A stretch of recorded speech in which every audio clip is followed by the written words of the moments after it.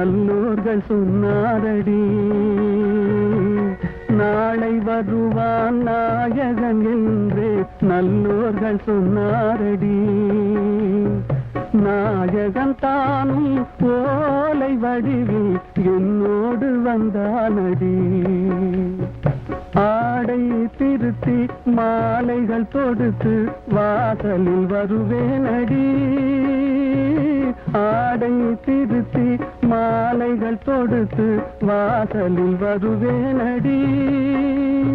மன்னவன் என்னை மார்பில் தழுவி வாழ்கென சொல்வானடி. வாழ்கென சொல்வானடி. செந்தூர் முருகன் கோவிலிலே ஒரு சேதியை நான் கேட்டேன். சேவல் கூவும் காலை நேரம் பாடலை நான் கேட்டேன். பாடலை நான் கேட்டேன்.